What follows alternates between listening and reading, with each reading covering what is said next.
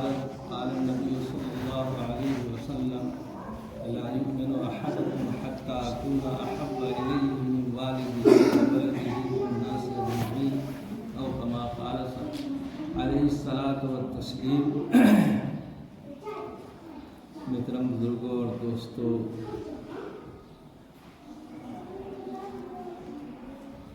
شعبان کا مہینہ قریب ہے، شعبان کا مہینہ چل رہا ہے اور رمضان بہت قریب ہے اور اس کے برکات بھی دکھائی پڑتے ہیں۔ میں نے ایک حدیث پڑھی ہے جس میں آقا صلی اللہ علیہ وسلم نے دعویٰ فرمایا ہے کہ کوئی آدمی اس وقت تک مومن نہیں ہو سکتا جب تک اس کے نزدیک میں اور میرا حبیب اس کو اپنی جان، مال، عزت، آبرو ہر چیز سے زیادہ پسندیدہ نہ ہو جائے۔ میری محبت اس کے نزدیک ایسی ہو جائے کہ وہ اپنی جان کو بھی قربان کرنے کو تیار۔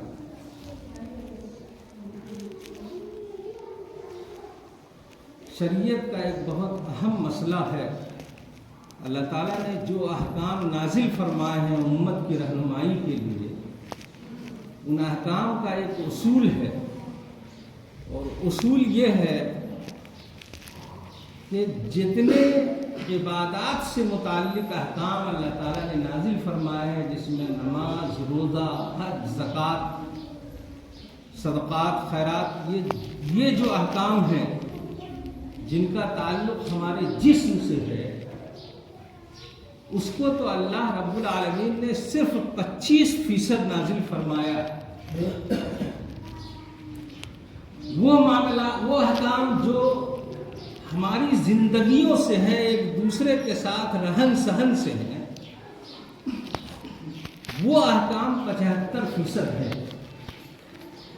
سب سے زیادہ افسوسناک اس امت کے بارے میں اگر کوئی رائے قائم کی جائے تو وہ یہی ہے کہ جو احکام 75% اللہ تعالیٰ نے اپنے نبی آقا صلی اللہ علیہ وسلم کے ذریعے سے ہم پر عائد کیا تھا اور نازل کیا تھا، وہ 75% کا اہتمام اتنا نہیں ہوتا، اور جو 25% جس کی مقدار ہے اس کا اہتمام تو کچھ دکھتا بھی ہے کہ نماز پڑھ لیتے ہیں، روزہ رکھ لیتے ہیں، حج بھی کر لیتے ہیں، پیسہ ہو جاتا ہے، زکوٰۃ بھی دیتے ہیں، لیکن معاملات میں امت کی بڑی خرابی ہے۔ اس کو طرح طرح سے آقا صلی اللہ علیہ وسلم نے متوجہ فرمایا ہے کہ ایک ہوتا ہے انسان اور ایک ہے اس کا کردار۔ شریعت جو اللہ اور اس کا رسول جو امت کے ساتھ ایک کردار کا پیغام دینا چاہتا تھا، وہ محض زبان سے نہیں ہے اس کا تعلق، اس کا زبان سے تعلق ہے ہی نہیں، اس کا دل سے تعلق نہیں ہے۔ کردار یہ ایک مومن کا سب سے بڑا ہتھیار ہے، اور ایسا ہتھیار ہے کہ یہ کردار کچھ تقریر نہ کی جائے۔ حضرت مولانا شاہ وسیع اللہ صاحب رحمۃ اللہ علیہ تھے، ان کا منفوط میں پڑھ رہا تھا، وہ فرما رہے تھے کہ تم نے بات کرتے کرتے اور تقریر کرتے کرتے یہ زمین اور آسمان کے بیچ کی جو فضا ہے اس کو بھر دیا، لیکن بات کب تک کرتے رہو گے؟ کتنی بات کرو گے؟ عمل کب کرو گے؟ عمل پر کب آؤ گے؟ یہ اصل اصول ہے شریعت کا۔ آقا صلی اللہ علیہ وسلم جس جماعت کو تیار کرنا چاہتے تھے، جو ان کا منشا تھا، جو صحابہ کرام کی جماعت تھی، اس کی زندگیوں پر غور کیجئے تو آپ کو اندازہ ہوگا کہ یہ عبادات سے بڑھ کے ان کے نزدیک معاملات کی حیثیت تھی، معاملات کی اہمیت تھی۔ وہ ایک دوسرے کی رعایت معاملات میں ایسی کرتے تھے کہ چاہے اپنے ہوں چاہے غیر ہوں، وہ متاثر بغیر نہیں رہتا۔ اسی لیے جو تبلیغ زبان سے کی جاتی ہے، اس تبلیغ کی وہ اہمیت نہیں ہے جو تبلیغ عمل سے ہوتی ہے۔ عمل کی جو تبلیغ ہوتی ہے وہ سب سے اہمیت کا حامل ہے۔ آپ سمجھیے کہ شام میں ایک دکاندار ہے، مسلم ہے، اس نے صبح دکان کا شٹر اٹھایا، دکان کھولی، جنرل اسٹور کی دکان تھی، تو اس نے ایک گاہک آئے، دو آئے، اور دن بھر 2 گاہک رہے، پھر تیسرا آیا شام کو، تو اس گاہک نے پوچھا کہ تمہارے یہاں جو ہے؟ اس نے کہا ہاں جو ہے. کہا لیکن میری ایک خواہش ہے. سامنے والے سے کہا کہ میری ایک خواہش ہے کہ میرے یہاں جو ہے میں تم کو جو دے سکتا ہوں، لیکن تم کو ایک مشورہ دیتا ہوں. میرے سامنے والا جو دکاندار ہے اس کے یہاں صبح سے ایک گاہک بھی نہیں آئے. تم جاؤ اس کے یہاں خرید لو گے تو کم سے کم میرے بچوں کا تو انتظام ہو گیا ہے، اس کے بچے کا بھی انتظام ہو جائے گا. اس کی بات اس کو اچھی لگی اور وہ دوسرے دکاندار کے سامنے چلا. اس سے جو کی قیمت پوچھی اور جو خریدا، اور جو خرید کے وہ گٹھر اٹھا کے اس کی دکان پر لے کے چلا آیا. اور اس نے کہا کہ بھائی میں تم سے صرف یہ سوال کرنے آیا ہوں کہ میں تمہارے یہاں جو لینے آیا تھا اور تم نے اس کے یہاں بھیج دیا، اور میں نے پتہ لگایا تو وہ تمہارے مذہب کا بھی نہیں ہے، وہ عیسائی ہے اور تم مسلمان ہو. تو تم نے ایسا کیوں کیا؟ اپنی دکانداری کرنے کے بجائے سامنے والے کے یہاں تم نے مجھ کو بھیج دیا. اس نے کہا کہ اصل میں میرے یہاں صبح سے 2-3 گاہک آ گئے تھے، میرے بچوں کا انتظام ہو گیا تھا، اور وہ سامنے والا خالی بیٹھا ہوا تھا، تو میں نے سوچا کہ اس کے بچے کا انتظام نہیں ہوا، لہذا اس کے بچے کا بھی کچھ انتظام ہو جائے. اس نے کہا کہ ہاتھ بڑھاؤ، میں اسی لیے آیا تھا، میں تمہارے ہاتھ پر اسلام قبول کرتا ہوں.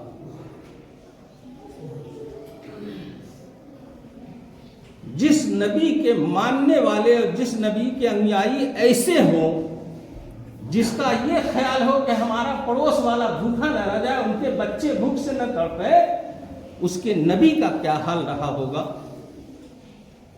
اس کردار کو شریعت آپ کے جسم سے دیکھنا چاہتی ہے. یہ نہیں ہے کہ یہ کوئی کام کرنے والی نہیں ہے. آپ کے دل میں جذبات ایسے ہوں کہ اگر میرا کام چل رہا تو سامنے والے کا کام بھی چل جائے. یہ جذبات نہ ہو کہ میرا کام چلتا رہے، سامنے والا مر جائے جی جائے. یہ ایک مومن کا قلب نہیں ہو سکتا. مومن کے لیے شان یہی ہے کہ وہ اپنے لیے بھی جیتا ہے اور دوسروں کے لیے بھی جیتا ہے. حضرت عمر رضی اللہ تعالیٰ عنہ خلیفۃ المسلمین تھے، حکومت تھی ان کی، بادشاہ وقت کہا جا سکتا ہے. انہوں نے ایک یہودی سے گھوڑا خریدا اور معاملہ طے ہو گیا کہ اتنے 1000 درہم میں گھوڑا لیں گے. اتنے 1000 درہم میں طے ہو گیا. تو حضرت عمر نے کہا کہ ایسا ہے کہ میں اس گھوڑے کو پہلے پرکھوں گا کچھ دور چل کے اس پر کہ یہ ہمارے سواری کے قابل ہے کہ نہیں. کہا لے جائیں پرکھ آئیے. وہ اس گھوڑا کو لے کے گئے، کچھ کلومیٹر اس گھوڑے کو دوڑا کے واپس آئے. تو جب یہاں واپس اترے تو اس گھوڑے میں لنگ کا عیب پیدا ہو گیا، گھوڑا لنگڑانے لگا. اب حضرت عمر نے کہا کہ تمہارے گھوڑے میں اتنی ہی سواری سے لنگ کا عیب پیدا ہو گیا، لہذا میں یہ گھوڑا نہیں لوں. اس یہودی نے کہا کہ اے امیر المومنین، آپ نے معاملہ طے کر لیا تھا اور یہ شرط نہیں رکھی تھی کہ اگر گھوڑے میں اس چلنے کی وجہ سے کوئی عیب پیدا ہو جائے گا تو میں واپس کر دوں گا، لہذا آپ کو پیسہ دینا ہے، یہ گھوڑا تو اب آپ کا ہے. انہوں نے کہا کہ بھائی تم تو میرے اوپر زبردستی کر رہے ہو. چاہتے تو اس کو دبا سکتے تھے.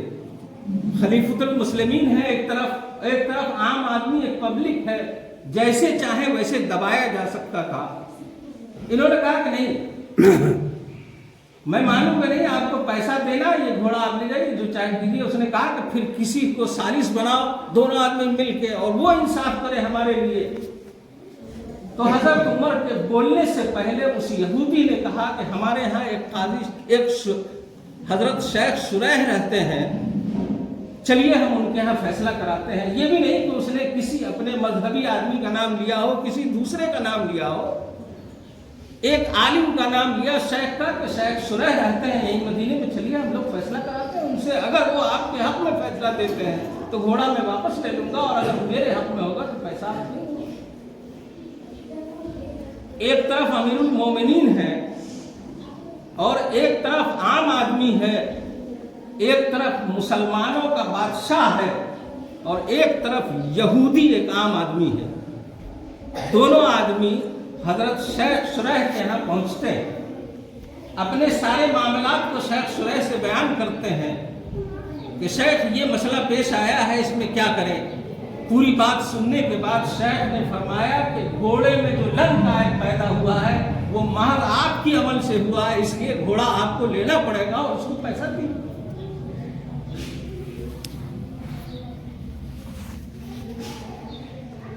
وہ یہودی سجدے میں گرتا ہے اور کہتا ہے کہ میں یہی اندازہ کرنا چاہ رہا تھا کہ ایک بادشاہ ہے جو تمہارے اوپر ہے مسلط، اور تم مسلمانوں کا بادشاہ ہے، تم فیصلہ کیا کرتے ہو؟ لہذا ہم ایمان قبول کرتے ہیں۔ اور شیخ شریح کا فیصلہ ان کو اتنا اچھا لگا کہ انہوں نے ان سے درخواست کی، حضرت عمر نے جو خلیفۃ المسلمین تھے شیخ شریح سے درخواست کی کہ حضرت آپ مدینے کے قاضی میں آپ کو بناتا ہوں، آپ یہ اس عہدے کو قبول کر لیجیے اور فیصلہ آپ کیجیے۔ چنانچہ وہ قاضی بنائے گئے، اور جب قاضی متعین کر دیے گئے، ایک دن شام میں بیٹے نے آ کے دسترخوان پر اپنے باپ قاضی شریح سے کہہ رہا ہے کہ ابا جان، ایک معاملہ میرا ایک یہودی سے زمین کا ہے، آپ میرا مقدمہ سن لیجئے اور فیصلہ آپ بتا دیجئے کہ میرا حق اگر کچھ بنتا ہو تو میں مقدمہ دائر کروں عدالت میں، اور اگر میرا حق نہ بنتا ہو تو مقدمہ نہ دائر کروں۔ تو باپ نے کہا کہ بیٹا یہ گھر ہے، ہم لوگ یہاں تھوڑی دیر فرصت پاتے ہیں، یہاں کھانے پینے اور ہنسنے کھیلنے کا ماحول ہے، یہاں کیا مقدمہ لے کے آئے اور اسی عدالت میں پیش کرنا؟ تو بیٹا کو کچھ اعتماد ہو گیا کہ ابا نے کہا کہ اسی عدالت میں مقدمہ پیش کرنا، نہیں سنا تو ہماری تو طرفداری ضرور کریں گے۔ دوسرے دن بیٹے نے مقدمہ پیش کیا، پورے مقدمے کو قاضی شریح نے سنا، اور سننے کے بعد بیٹے کے خلاف فیصلہ کر دیا۔ رات میں پھر آیا دسترخوان پر اور کہا کہ ابا آپ نے اتنے بڑے مجمع میں ہم کو رسوا کر دیا، اور آپ نے فیصلہ، جب ہم اسی لیے کہہ رہے تھے کہ رات میں آپ میرا مقدمہ سنتے، کہا اگر میں رات میں مقدمہ سنتا اور تم کو بتلا دیتا تو ہو سکتا ہے اس کے ساتھ جا کے تم مصالحت کر لیتے اور کچھ کمی بیشی پر وہ مصالحت کر دیتا، اسی لیے میں نے رات میں مقدمہ نہیں سنا تھا تاکہ جتنا جس کا حق ہو وہ حق وہاں تک پہنچ جائے۔ بیٹا بہت ناراض۔ قاضی شریح نے فرمایا کہ میرے بیٹے، تمہارے جیسے لوگوں سے پوری سرزمین بھر دیا جائے، اس میں سب سے زیادہ میرے نزدیک تم عزیز ہو۔ نعمت نہیں دنیا میں پسر سے کوئی بہتر، راحت نہیں آرام جگر سے کوئی بہتر، صدموں میں علاج دل مجروح یہی ہے، ریحاں ہے یہی، روح یہی، روح یہی، ماں باپ کا دل غنچہ خندہ ہے اسی سے، وہ گل ہے کہ گھر رش کے گلستہ ہے اسی سے، ہوتے نہیں یہ مال زر و مال کے بدلے، موتی بھی لٹا دیتے ہیں اس لال کے بدلے۔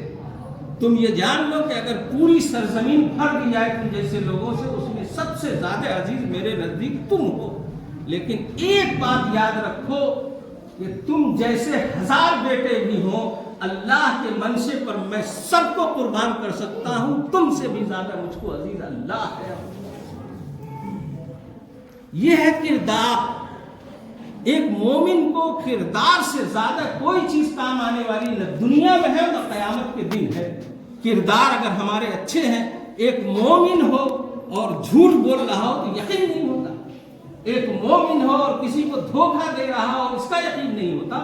اگر کوئی صحابہ کرام کو جا کے یہ کہے کہ یہ فلاں مومن ہے اور وہ جھوٹ بولا، کبھی یقین نہیں، دوسرے کو دھوکہ دے رہا یقین نہیں کرتے، دوسرے کی غیبت کر رہا یقین نہیں کرتے، دوسرے کا برا چاہ رہا، مومن ہو اور دوسرے کا برا چاہ رہا، کبھی یقین نہیں ہوگا، کیونکہ ایک مومن کو جو تمغہ لگا ہے، اللہ اور رسول صلی اللہ علیہ وسلم کا جو ٹھپا ہمارے دماغ اور قلب پر لگا ہوا ہے، یہی ہر غلط کام سے ہم کو روکتا ہے۔ یہ نہیں ہے کہ ہم جس کام میں بھی مسجد میں نماز پڑھنے آتے ہیں تو ہم مومن رہتے ہیں، اور جب بازار میں کاروبار کرنے جاتے ہیں تو ہم مومن نہیں رہتے، ہمارا ایمان اس وقت کہاں چلا جاتا؟ تو اللہ کی اور اس کے رسول کا منشا یہ ہے کہ ہر مومن جہاں بھی رہے دنیا میں، جو بھی کاروبار کرے، جتنی بھی کاوشیں دنیا میں کرنا ہو کرے، جتنا مرتبہ حاصل کرنا ہو کرے، لیکن ایک بات یاد رکھے کہ وہ جہاں بھی رہے گا وہ میرا بندہ ہوگا اور میرے حبیب آقا صلی اللہ علیہ وسلم کا امتی ہوگا۔ اگر یہ استحضار مومن میں پیدا ہو جائے تو کبھی بھی مومن کوئی غلط کام نہیں کر سکتا۔ جب ہمارے صفات یہ ہو جائیں گے کہ اس کا کردار، مسلمانوں کا کردار دنیا میں سب سے عمدہ کردار ہے، اس سے بڑھیا کسی کا کردار نہیں ہو سکتا، تو محض ہمارے کردار کو دیکھ کے لاکھوں لاکھ لوگ اسلام کو پسند کریں گے اور اسلام میں داخل ہو جائیں گے۔ آج جو لوگ بھاگ رہے ہیں اور جو لوگ ہم سے دور رہے ہیں، اس کی واحد وجہ یہ ہے کہ ہمارے کردار اس معیار کے نہیں ہیں جس معیار کے کردار کو اللہ نے اور رسول اللہ صلی اللہ علیہ وسلم نے امت کے ساتھ محنت کی تھی۔ ہم زبان سے بہت اچھی اچھی باتیں کرتے ہیں، لیکن جب معاملات پڑھتے ہیں تو ہم سے گندا کوئی آدمی نہیں ہے۔ آپ پوری دنیا میں آپ حضرات پھیلتے ہیں، جاتے ہیں، ہم بھی جاتے ہیں، آپ اندازہ لگائیے ایک غیر کے یہاں سے سامان خریدیے آپ کو دھوکہ نہیں ہوتا، اور ایک اپنے لوگوں کے یہاں سے سامان خریدیے کیوں دھوکہ ہوتا ہے؟ کیا اسلام نے یہی تعلیم دی تھی؟ اسلام یہی چاہتا تھا کہ آپ ایسے مسلمان رہیں اور پھر آسمان سے رحمت کے نازل ہونے کی آپ امید لگائے ہوئے ہیں کہ فرشتے نازل ہوں گے اور ہماری مدد کریں گے؟ اعمالکم اعمالکم، تمہارے جو بادشاہ ہوتے ہیں وہ تمہارے اعمال ہوتے ہیں، اعمال جیسا کرو گے ویسے ہی سلطنت کا بادشاہ تم پر مقرر کیا جائے گا۔ کسی قوم کو اللہ تعالیٰ نے جب سے آدم علیہ السلام کو اس سرزمین پر پیدا کیا ہے اس وقت سے لے کے اور آج تک ایسی کوئی قوم نہیں گزری ہے جس کو اللہ نے موقع نہ دیا ہو۔ سورہ قصص میں اس کو بہت تفصیل سے اللہ تعالیٰ نے بیان کیا، ہر قوم کو موقع دیا ہے اور اس کے ناانصافی کی وجہ سے اللہ نے اس کو سزا دی ہے۔ ان سب قوموں کو اور ان کی سزاؤں کو، ان کے واقعات کو اللہ نے قرآن میں بہت تفصیل سے بیان فرمایا ہے کہ دیکھو ہم یہ انعام کرتے ہیں اور جب زمین پر انصاف باقی نہیں رہتا تو یہ سزا بھی دیتے ہیں۔ قرآن ان حکایات سے بھرے پڑے ہیں، ہم کو پڑھنے کی فرصت نہیں ہے، ہم کو سمجھنے کی فرصت نہیں ہے۔ کسی محبوب کا خط آئے تو ہم تڑپ جاتے ہیں، اور اللہ نے اس قرآن کو ہر ایک بندے پہ نام خط لکھا، آپ کے نام لکھا، آپ کے نام لکھا، آپ کے نام لکھا کہ پڑھو اور سمجھو اور یہ سمجھو کہ میں کیا چاہ رہا ہوں اور میرے حبیب محمد صلی اللہ علیہ وسلم کیا چاہ رہے ہیں۔ اللہ تعالیٰ اسی طرف ہم کو توجہ کرنے کی ضرورت ہے، اسی طرف اللہ ہماری توجہ مبذول کرا دے اور امت کے حال کو تبدیل فرما دے۔ جب تک ہمارے حالات نہیں تبدیل ہوں گے تو ان امت کے حالات تبدیل ہونے والے نہیں ہیں۔ لوگ یہ سمجھتے ہیں کہ فلاں ایسا نہیں کر رہا، فلاں ایسا نہیں کر رہا، اصلاح معاشرہ کے بہت سے جلسے ہوتے ہیں، اس جلسے سے کچھ نہیں ہوگا۔ اصلاح معاشرے کا جلسہ تب کامیاب ہوگا کہ ہر آدمی اپنے دل میں طے کر لے کہ آج کے بعد میں آقا صلی اللہ علیہ وسلم اور اللہ رب العالمین کے منشا کے خلاف زندگی نہیں گزاروں گا اور ایک کام بھی کوئی ان کے منشا کے خلاف نہیں کروں گا۔ اصلاح معاشرہ یہیں سے شروع ہو جائے گا، ہر ایک کو اپنے سے اور اپنے گھر سے کرنا پڑے گا۔ اللہ تعالیٰ کہنے اور سننے سے زیادہ عمل کی توفیق عطا فرمائے۔ وآخر دعوانا الحمد للہ رب العالمین۔ جن حضرات نے سنتیں پڑھی پڑھو۔